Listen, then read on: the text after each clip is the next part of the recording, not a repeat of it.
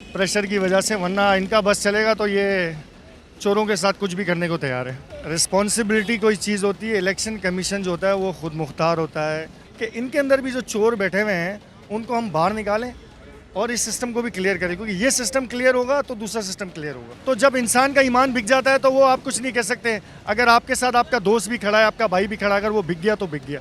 जब ये नवाज शरीफ और ये जरदारी थे ना, हमें गुलाम समझा जाता था। हमारे पासपोर्टों को ना, और उनसे भी बात करेंगे कि वो क्या समझते हैं इस पूरे विषय। अस्सलाम वालेकुम सर। और सलाम, कैसे हैं आप? खैर से? अल्लाह करम सर। सर ये बताएं कि जो इलेक्शन कमीशन के बाहर एहतजाज हो रहा है, इसका शाखसाना क्या है, कि मकसद क्या है इसका?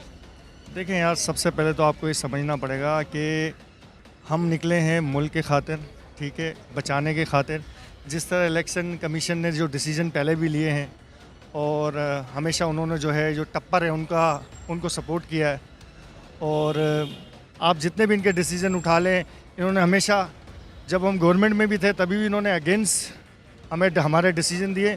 और अभी क्योंकि हमें पता है कि एक केस हमारा चल रहा है, उस पर ये 30 डेज़ के अंदर, आपने सुना होगा कि भाई 30 डेज़ के अंदर इन्होंने जो है ना कहा कि हम अनाउंस करेंगे, लेकिन वो कल वो मुलतवी हो गया प्रेशर की वजह से। वरना इनका बस चलेगा तो ये चोरों के साथ कुछ भी करने को तैयार है। कुछ भी करने को चाहिए। आप ये समझते हैं कि जो मौजूदा इलेक्शन कमीशन है वो जानिबदार है? नहीं, गैर जानबदार है।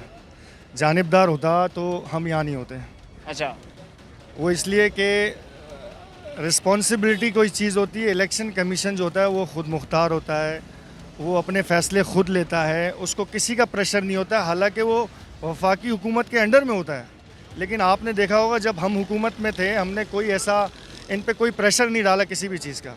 ये खुद डिसीजन लेते थे, हम कभी इनके मामलात में पड़े नहीं। लेकिन अब वे वक्त आ गया है कि इनके अंदर भी जो चोर बैठे हुए हैं उनको हम बाहर निकालें और इस सिस्टम को भी क्लियर करें, क्योंकि ये सिस्टम क्लियर होगा तो दूसरा सिस्टम क्लियर होगा। सिस्टम क्लियर होगा। लेकिन अगर एक बात हम करें कि जब खान साहब के ख़िलाफ़ एतमाद का वोट जब असम्बली में हो रहा था, तो उस टाइम खान साहब यही कह रहे थे कि चाहे ये मेरे हक़ में वोट दे या मेरे ख़िलाफ़ वोट दे, मुझे कोई परवाह नहीं, ये इनकी अपनी ज़मीर की आवाज़ है। लेकिन अब जब पाकिस्तान तहरीक इंसाफ के मुनहरिफ अरकान है वो पाकिस्तान तहरीक इंसाफ के ख़िलाफ़ जा रहे हैं, वो अदम एतमाद में पाकिस्तान तहरीक इंसाफ के वज़ीर-ए-आज़म के ख़िलाफ़ जा रहे हैं, तो अब क्या वजह ऐसी है कि इमरान खान साहब कह रहे हैं कि ये तो जो है ये बिक गए हैं, ये अमेरिका की साजिश हो गई है? अचानक ऐसा क्या मामला हुआ? देखिए, दो चीज़ें।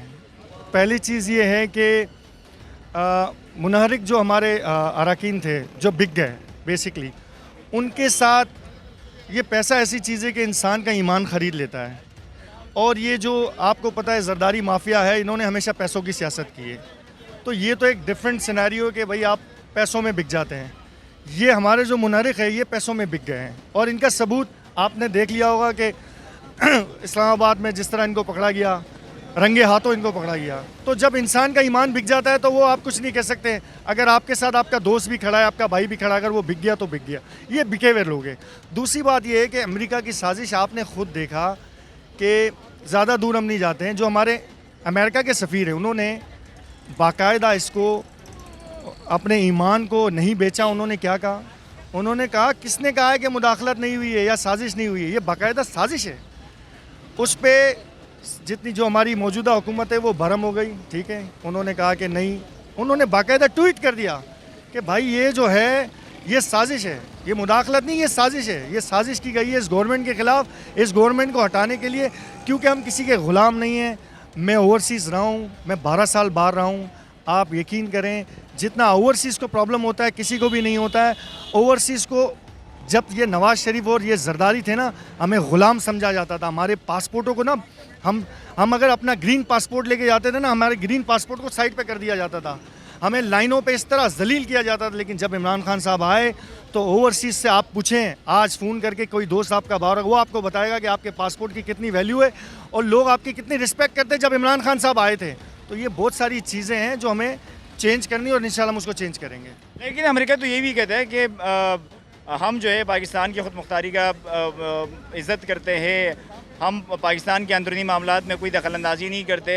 क्या इमरान खान साहब से अमेरिका को क्या वो है, इख्तिलाफात है, क्या मसला है ऐसा? शॉर्ट बता दीजिए। देखिए, मैं सिर्फ ये कहूँगा कि अमेरिका को हमसे यही मसला है कि जो ब्लॉक बनने जा रहा है, जो आप देख रहे हैं कि चाइना हमारे क्लोज़ है, रशिया हमारे क्लोज आ रहा है। सबसे बड़ा प्रॉब्लम ये है कि रशिया हमारे क्लोज आ रहा है, और रशिया अगर हमें हमारे क्लोज आ जाता है तो जो फैसिलिटी हम एक्सपेक्ट करते हैं अपना अमेरिका से, रशिया हमें देने को तैयार है। बस ये एक बहुत बड़ी प्रॉब्लम है जो अमेरिका से बर्दाश्त नहीं हो रही है। बहुत बड़ी प्रॉब्लम ये बहुत थैंक यू।